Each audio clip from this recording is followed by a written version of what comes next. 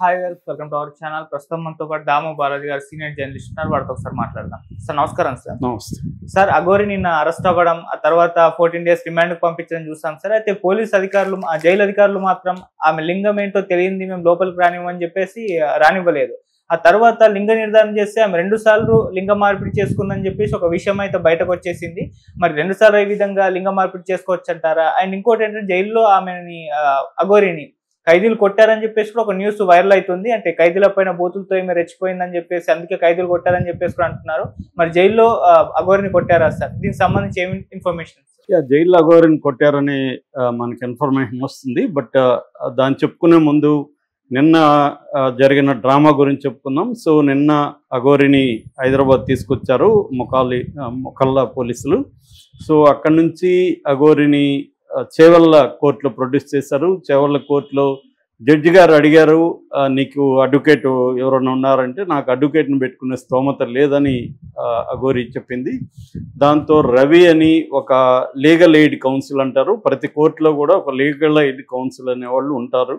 వాళ్ళు ఎవరైనా స్తోమత లేని వాళ్ళకి గవర్నమెంట్ తరఫున వాళ్ళు అంటే వాళ్ళకి పర్సనల్గా అడ్వకేట్గా ఉండడానికి ఇష్టపడతారు. వాళ్ళకి శాలరీ గవర్నమెంట్ ఇస్తుంది. అలాగే రవి అనే అతన్ని ఇతనికి సంబంధించిన లీగల్ ఎయిడ్ ఇవ్వమని కోర్టు ఆదేశించింది. దాని తర్వాత కంది జైలు, అంటే మనకి సంగారెడ్డి సబ్ జైలు అంటారు, దాన్ని కంది జైలు అని పిలుస్తారు. ఆ కంది జైల్లో పెట్టమని జడ్జి గారు 14 రోజులు రిమాండ్కి ఆదేశించారు. సో ఆ కంది జైలుకి తీసుకెళ్లారు. అక్కడ కంది జైలు అధికారులు ఒక షాక్ ఇచ్చారు. అదేంటంటే, ఇతను మగవాడా అమ్మాయా మాకు క్లారిటీ లేదు, మేము ఎవరితో కలిపి పెట్టాలి, వీళ్ళని స్త్రీలతో కలిపి పెడితే ఒక సమస్య, మగవాళ్ళతో కలిపి పెడితే ఒక సమస్య, కాబట్టి ఇది తేల్చుకొని రమ్మని వాళ్ళు చెప్పారు.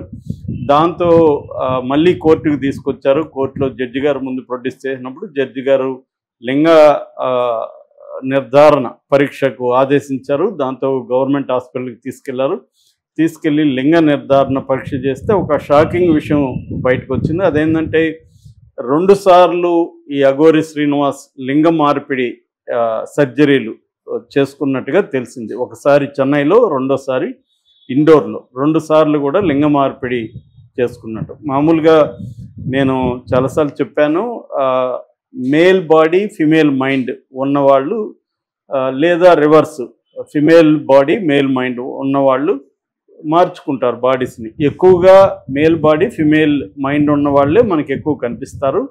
వాళ్ళని ట్రాన్స్ ఉమెన్ అంటారు మార్చుకున్నాక.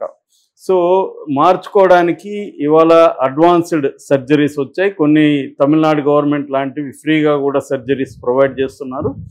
సో ఈ సర్జరీలు వచ్చి, ఒకటి మేల్ అంగాన్ని కట్ చేసేయడం, అక్కడ చిన్న హోల్ క్రియేట్ చేయడం, అట్లాగే వాళ్ళకి సంబంధించిన బ్రెస్ట్ అదంతా కూడా క్రియేట్ చేయడము, వాయిస్ ఫిమేల్ వాయిస్ లాగా రావడం, ముఖం, మొత్తం అన్ని రకాల సర్జరీలు ఉన్నాయి. కాకపోతే దానికి కొంత డబ్బులు ఎక్కువ ఖర్చు పెట్టాల్సి ఉంటుంది.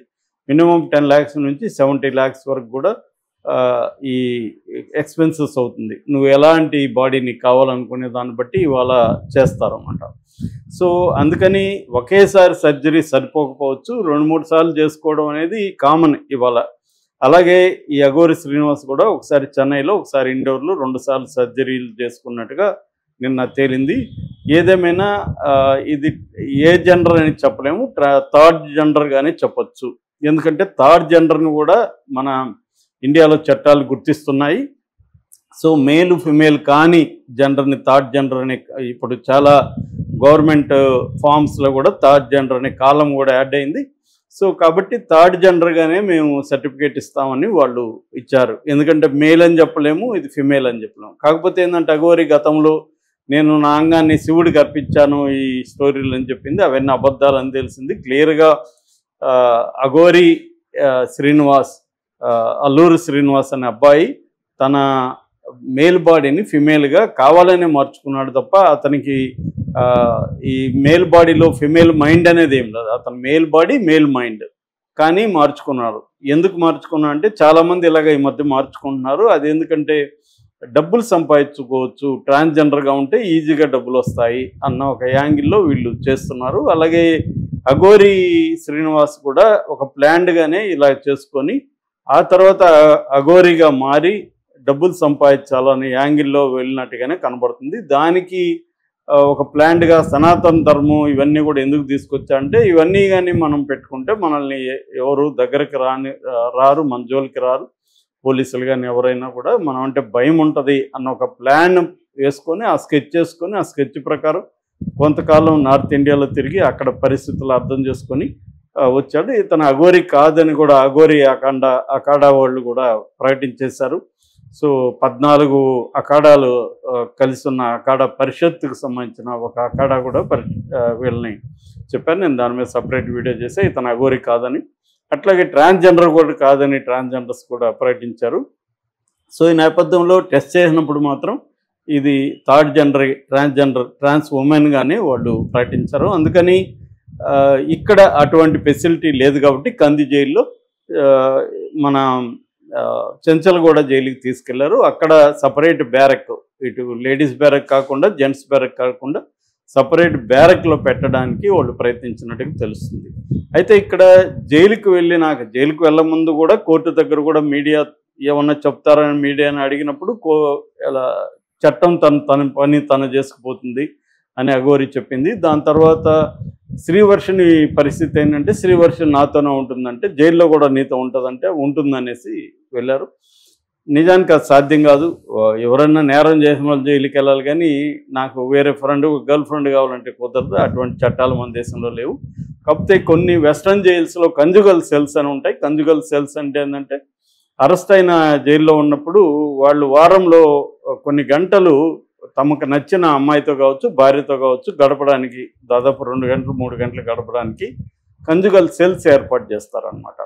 అలాంటివి ఇండియాలో కూడా ప్రపోజల్స్ ఉన్నాయి, కానీ ఇండియాలో ఇప్పటి వరకు అటువంటిది లేదు. కాబట్టి తను ఒకవేళ పర్సనల్గా శ్రీవర్షిని కలవాలి అనుకుంటే ఇక్కడ రూల్స్ ప్రకారం సాధ్యం కాదు.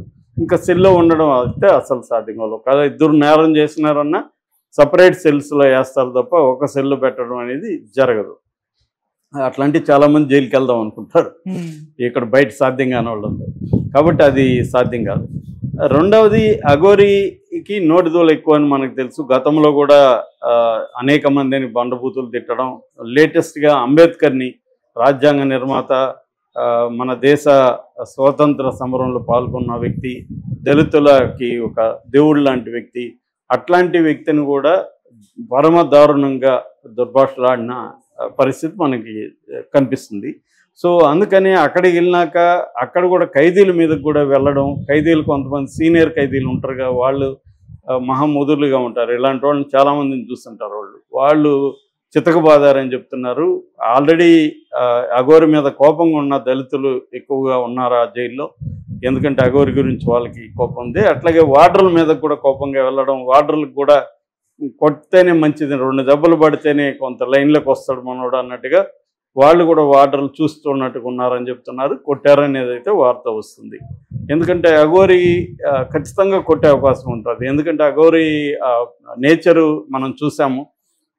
అందరి మీదకి వెళ్ళడం, అందరిని దాడి చేయడం, చాలా తీవ్రంగా రియాక్ట్ అవ్వడం, అఘోరిగా ఆ నేచర్ అయితే కనిపిస్తుంది మనకి. అంటే ఇంపల్సివ్ నేచర్ అంటాం. ఇంపల్సివ్ అంటే కాన్సిక్వెన్సెస్ని ఆలోచించకుండా మనసులో ఏమనిపిస్తే దాన్ని రియాక్ట్ అయిపోవడం.